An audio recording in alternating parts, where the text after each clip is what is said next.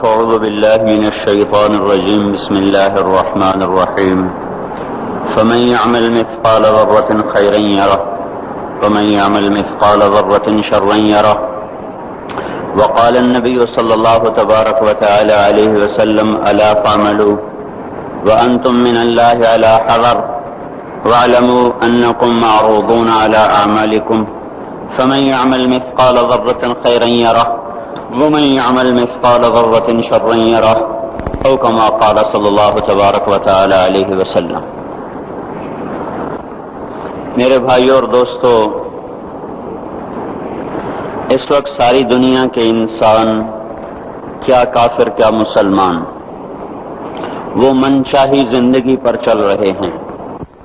جو جی میں آیا وہ کرنا ہے، جو جی میں نہیں آیا وہ نہیں کرنا. اپنی من چاہی زندگی کا دستور یہ گزشتہ 300 سال سے باطل کی محنت ہوتے ہوتے ہوتے وہ ہمیں اس وقت یہاں تک پہنچا چکے ہیں کہ ہم اللہ کی ذات سے اثر لینا یا اس کے رسول سے اثر لینا یا آخرت سے اثر لینا، یہ ہمارے دلوں میں یا مٹ چکا ہے یا بہت دھندلا ہو چکا ہے. یعلمون ظاہرا من الحیات الدنیا، بس یہ فیصلہ باد کے 4 دن ہی ہمیں اچھے لگ رہے ہیں. وہم عن الآخرۃ ہم غافلون، اور موت کے بعد جو آنے والی زندگی ہے اس سے یہ سارا جہان غافل ہے. اور یہ کائنات اللہ کی ہے، یہ زمین اللہ کی ہے، عرش فرش اللہ کا ہے. یہاں وہ ہوگا جو اللہ چاہتا ہے، یہاں وہ نہیں ہوگا جو دنیا کے بادشاہ چاہتے ہیں، صدر وزیر فوجیں چاہتی ہیں، بلکہ ان الامر کلہ للہ، ساری حکومت وہ اللہ تعالیٰ کے ہاتھ میں ہے. اور وہ من قبل ہے شروع سے، اور من بعد ہے آخر تک، ہمیشہ تک. اور وہ ایسی حکومت والا ہے کہ جس کو زوال کوئی نہیں. کل یوم هو فی شان، جس کا مقابل کوئی نہیں. ما کان معہ من الہ، جس کا کوئی شریک کوئی نہیں.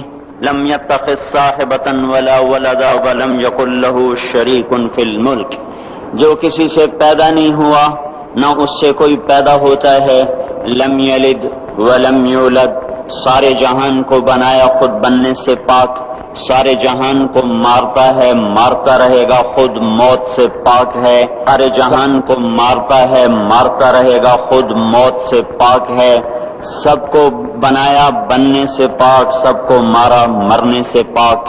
اپنے ارادوں میں وہ کامل ہے.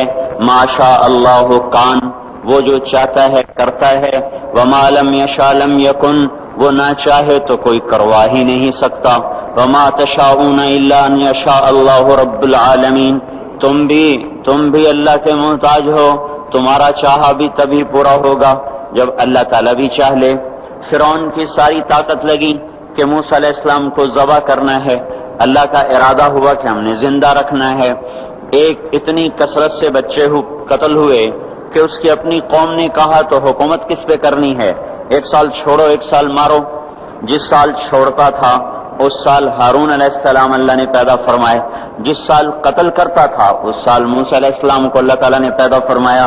حالانکہ اس کا عکس کرتا تاکہ معاملہ آسان ہوتا، لیکن اللہ کی قدرت کو کون جانتا. پھر ایسا نظام چلایا کہ اس کو پانی میں ڈلوایا، پانی سے فرعون کے دربار میں پہنچایا. موسیٰ علیہ السلام کی والدہ غمگین، جب یہ دریا میں ڈالوں گی یا ڈوبے گا یا مرے گا، اور اس سے بچانا چاہتی ہوں تو اس موت میں جا رہا. تو اللہ تعالیٰ نے ارشاد فرمایا فَإِذَا خِفْتِ عَلَيْهِ فَأَلْقِيهِ فِي الْيَمِّ، اسے سمندر میں دریا میں ڈالو.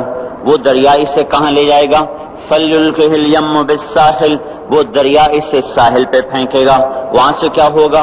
يَأْخُذْهُ عَدُوٌّ لِّي، میرا دشمن فرعون پکڑے گا. وَعَدُوٌّ لَّهُ، اس کا بھی دشمن ہے، اس کو پکڑ لے گا. تو موسیٰ علیہ السلام کی والدہ کے جی میں آیا، یا اللہ جس سے بچانا ہے وہی اس کو پکڑے گا تو یہ بچے گا کیسے؟ وہ تو اس کو دیکھتے ہی ذبح کرے گا.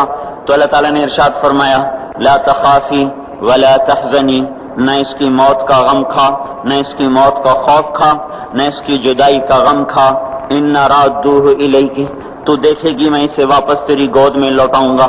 وجعلوہ من المرسلین، تیری زندگی میں اسے رسول بنا دوں گا۔ یہ دونوں کام تو دیکھ کے مرے گی، اس سے پہلے نہیں مر سکتی۔ وہ فرعون کی گود میں جائے یا تپتی آگ میں گرے یا وہ طوفانی موجوں میں گرے، بچانا جب تیرے اللہ کا ارادہ ہو جاتا ہے تو کائنات کا ہر سبب پھر حفاظت میں استعمال ہوتا ہے، پھر وہ ہلاکت میں استعمال نہیں ہو سکتا۔ اور جب وہ ہلاکت کا ارادہ کرتا ہے تو حفاظت کے اسباب بھی موت کے لیے استعمال ہوتے ہیں۔ جب وہ عزت کا ارادہ کرتا ہے تو ذلت کے اسباب بھی عزت کا ذریعہ بنتے ہیں۔ جب وہ ذلیل کرنے کا ارادہ کرتا ہے تو عزت کے اسباب میں سے ذلت نکلنا شروع ہو جاتی ہے۔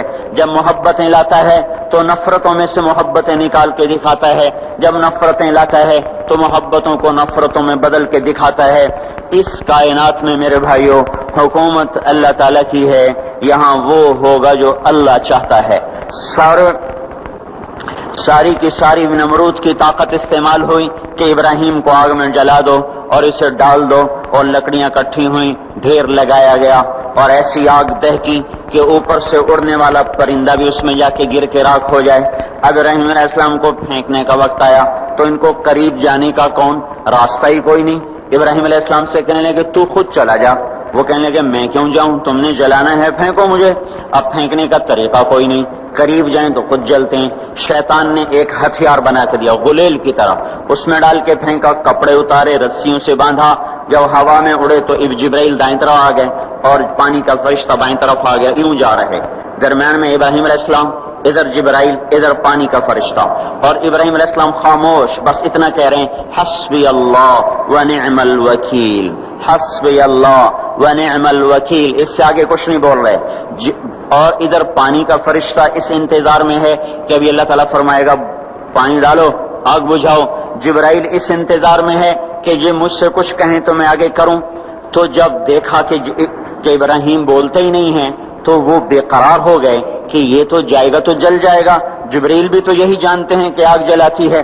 کہنے لگے ابراہیم آپ کو کوئی ضرورت کوئی نہیں، تو فرمایا اما الیک فلا، ضرورت ہے پر مجھے تیری کوئی ضرورت نہیں، اما الی اللہ فنعم، بے شک اللہ کا ضرور محتاج ہوں پر تیرا محتاج کوئی نہیں۔ جا رہے، جب جبرائیل سے بھی نظر ہٹ گئی اور پانی کے فرشتے سے بھی نظر ہٹ گئی تو اللہ تعالیٰ نے براہ راست آگ کو حکم دیا نار کونی بردن وسلام علی ابراہیم، اے آگ ٹھنڈی ہو جا سلامتی کے ساتھ میرے ابراہیم پر۔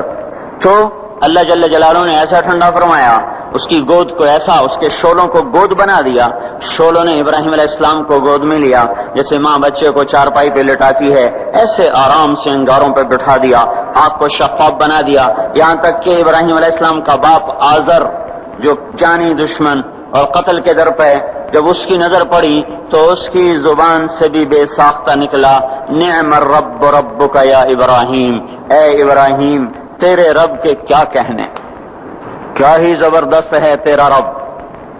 میرے بھائیوں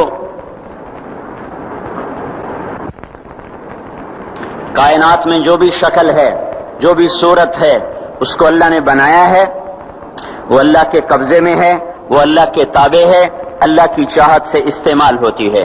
اس جہان میں فیصلہ اللہ کا حتمی چلتا ہے، جو زمین کو کہے گا وہ کرے گی، جو آسمانوں کو کہے گا وہ کریں گے، جو ہواؤں کو کہے گا وہ کریں گی، جو پانیوں کو کہے گا وہی ہوگا۔ ساری کائنات میں چونکہ آخری فیصلہ وہ اللہ تعالیٰ کا ہے، اللہ تبارک و تعالیٰ نے انسانی زندگی کے حالات کو میرے بھائیوں اس کے اعمال کے ساتھ جوڑا ہوا ہے۔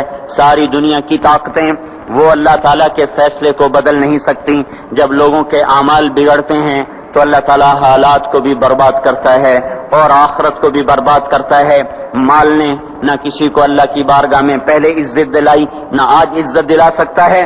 دنیا کے اقتدار نے نہ پہلے کسی کو کامیاب کیا، نہ آج کسی کو کامیاب کر سکتا ہے۔ یہ میرے بھائیوں آج کا دھوکہ ہے کہ ہم اپنی منشاہی پہ چل رہے ہیں اور ہمیں اللہ کے دستور کا پتہ نہیں ہے کہ اللہ تعالیٰ کن چیزوں سے راضی ہے، کن چیزوں سے ناراض ہے، کس پر اس کی پکڑ آتی ہے، کس پر وہ معاف کرتا ہے۔ اس لیے یہ ساری دنیا کے انسان انتہائی خطرے میں چل رہے ہیں کہ یہ وہ سارے اعمال جن پر اللہ تعالیٰ ناراض ہوتا ہے وہ پورے فیصل آباد میں ہیں، ہر محلے میں ہیں، ہر بازار میں ہیں، پورے پاکستان میں ہیں، پوری دنیا میں ہیں، پورے بر اعظم میں پھیلی ہوئی انسانیت آج للکار رہی ہے اللہ کو کبیرہ گناہوں کے ساتھ، زمین کو بھر دیا ہے. ظہر الفساد